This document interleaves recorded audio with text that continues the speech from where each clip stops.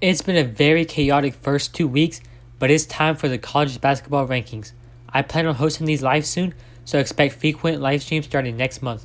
Without further ado, let's get into it. Starting with some honorable mentions, I have TCU. They're 5-0, and I've been hearing a lot about them lately. Jameer Nelson Jr. has hops. FAU falls from being ranked 11 in my preseason ranking after losing to Bryant. They shot horribly, 20% in the second half, but that prompted Elijah Martin to start instead of coming off the bench, which is good for them. Lastly, Arkansas isn't ranked inside my top 20 as they've played sloppy all year. Really, not just in the UNC Greensboro game they lost. Trevon Brazile has been dynamic, so hopefully Arkansas can climb their way back into the rankings. USC barely makes my top 25, but I'm sure it's the right choice. Isaiah Collier has been carrying them though. The way he gets to the rim is unreal. He's so quick, and I didn't even plan for USC to be ranked, but they beat Seton Hall, who I would have had replacing them. Boogie Ellis had a great game, and Kobe Johnson for that matter. They are both top 50 players in college basketball, so there's no reason for USC to struggle like they did, losing to UC Irvine. Iowa State also enters my top 25. They just beat Grambling by 55. There's just so much talent on this team, and they're deep with all the freshman recruits. Omaha Billy was there too, and he's dominant as any other big man. Just not yesterday, as guards Gilbert and Lipsy combined for 44. Memphis has played terrific this year. Senior David Jones just had 36 points against Arkansas, and the Tigers shot 24 for 30 from the free throw line as a team. They have beaten Michigan too, where they clamped Doug McDaniel, so Memphis may be a team to watch out for. UCLA makes into my rankings despite 2 losses.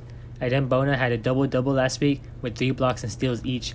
Bona may be the best front court pair in my opinion right now, but foul trouble is an issue, hence why he was limited against Gonzaga. He's real handsy on defense, but I don't know if that's totally a good thing for the reason I stated. Illinois lost to Marquette, but I still have them ranked. Their 3-point shooting is atrocious, but Shannon and Hawkins are still the duos that are good. I just hate seeing them have to carry the team like everyone else has underperformed this year. Indiana jumps Illinois despite underwhelming performances their first 3 games. Their transfer Kelaware does look good though. He likes the post and has a good turnaround shot. I just don't think Indiana will do well in the Big Ten this year. And Bagako is a star alongside where I feel like they're a really talented team but aren't competitive somehow. They can't create enough shots. Trey Alexander has been having a great season up until this point where they lost against Colorado State. The Rams are 6-0 and have a case to be ranked, but it was just an off night for Trey as he shot 1 for 15 or 16 I think. He had a triple-double against Iowa though and has shown he's capable of leading a great team alongside Ryan Kalkbrenner, who has been more or less the same player he's been. And also, no top 25 team makes more threes a game than Creighton. UNC lost to Villanova yesterday, and had they won, I would have put them in my top 5. Armando Bacot has played great, may actually be a top 10 player this year.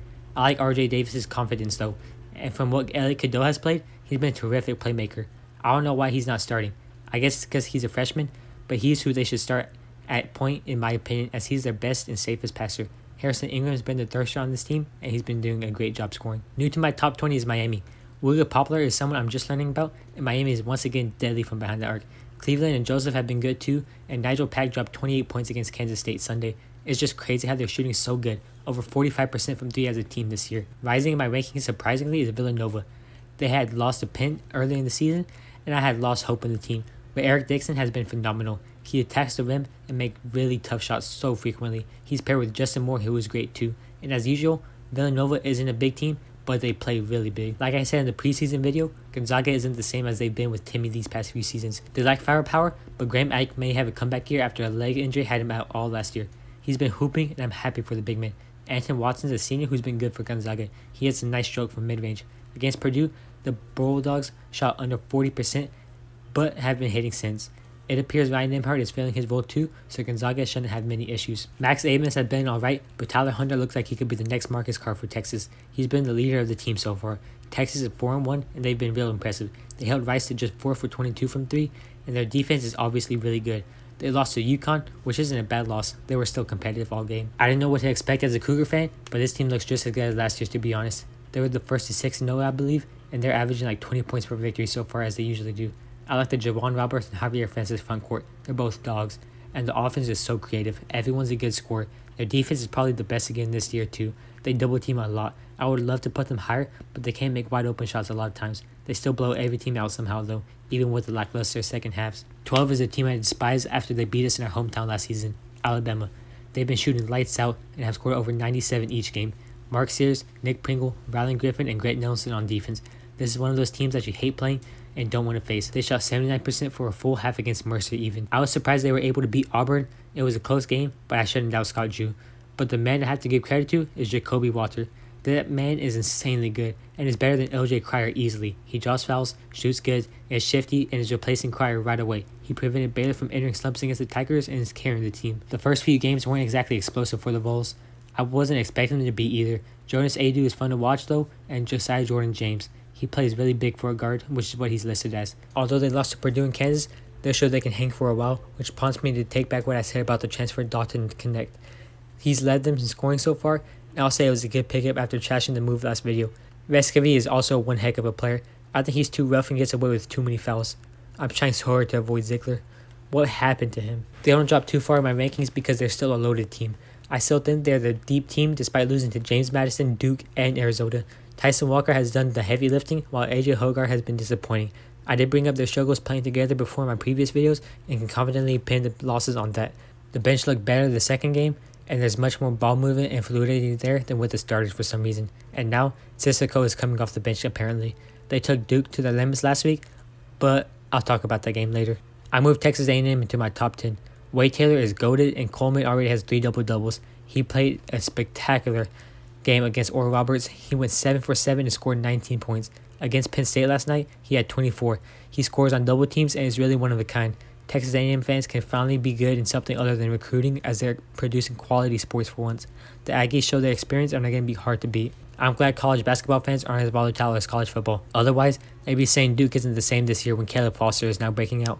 Proctor and Filipowski are such serious threats, and Mark Mitchell even. He shot 9 free throws against Michigan State. They made 24 as a team and are very aggressive as they were coming off a loss to Arizona. I love watching Duke because it's traditional basketball. Attack the rim, shoot threes off of passes when they're open, and claim your shots. Now, like I said, they did lose to Arizona, who I have at number 6. They're playing great team basketball and got their upset over Duke, showing a team doesn't need stars to win. It's a real balanced team. All stars were in double digits, and Keyshawn Johnson got to win them a game. In terms of 1 to 5, Arizona's got an even team who does well at getting offensive rebounds and scoring inside. They're not particularly big, but are athletic enough to hang with the Blue Bloods. They're one of the highest scoring teams this year. Even against Michigan State, all stars were in double figures yet again. Caleb Love is playing decent, Omar Ballo is drawing attention, and Arizona is trending up. There's a ton of upside for this team. They're just a little clunky. They really could have beaten Kansas too, which was wild. It just sucks that they couldn't hit their threes when they needed to, and they had the lead in the second half. After the first 2 games, I thought DJ Wagner was a clear leader, but it's their senior Antonio Reeves. He's a strong finisher. Still, DJ Wagner and Justin Edwards make up a good starting lineup, while Rob Dillingham and V. Shepard have shot exceptionally well off the bench. Depth usually wins championships, and I can see Kentucky winning one soon. While fouling is an issue as you expect from a young team, you can't deny how stacked Kentucky is. They did go into overtime against St. Joseph's, but lasted thanks to the senior Che Mitchell. When Bradshaw returns, this team will be unstoppable, mark my words. The Kansas Jayhawks have lost, and it really bums me. Hunter Dickinson has changed the team already and has been the focal point of their offense. Him and Kevin McCullough have been the clear 2 best players. KJ Adams is a great defender, and I expect way more from DeJuan Harris. McCullough had a triple-double against Kentucky, then 24 points against Marquette, and they should have won. I'll give Jackson a pass since he's a freshman, but Kansas isn't the best basketball team right now. At 3 is Marquette. Tyler Kolek is already making his Big East Player of the Year campaign. He's leading the Golden Eagles along with Cam Jones, and not to mention, Ozo Higuedara has been terrific as well. He's not getting enough credit defensively, and he dropped 21 on Kansas. This triple threat plays real well together, and they have already been able to take care of business against Illinois and UCLA, where Jones made the game-winning 3. Against Kansas, they were clearly the better team as they're much more experienced and have been playing together for longer. However, they lost to Purdue the next day, but they put up a valiant effort. They got 11 steals as a team and capitalized on fast breaks, but just couldn't stop Zach Edey. I really underestimated Purdue. It's much more than just the Zach Edey show. They have gotten 6 wins now and showcased 3-point shooting. That's not to say Zach Edey is bad either. He looks like he'll win another Player of the Year as he's averaging 20-point double-double and drawing fouls real well as you'd expect from a 7'4" center. He won them a game against Marquette and has improved his touch around the rim tremendously, making him even harder to stop. I really like Braden Smith playing point guard too. As long as they don't get too dependent on Edey, they're an elite team. And my new number 1 is the UConn Huskies. I said this team was almost perfect before, but now I'm saying they are. Klingon and Carabin are starters now and playing real good defensively, while senior Cam Newton has been good too, and Tristan Newton has led them in scoring as well as assists as we have expected from the veteran guard. They've beaten Northern Arizona, Stonehill, and Mississippi State to start the year. Then in the Empire Classic, they beat Indiana and Texas, who I had ranked as well. They have a difficult schedule this year, but have been able to use these games as a proving ground for their players, especially with Stephon Castle missing another week or so. They are the defending national champions and the most complete team. That's the bottom line. Thank you for watching. See you next week.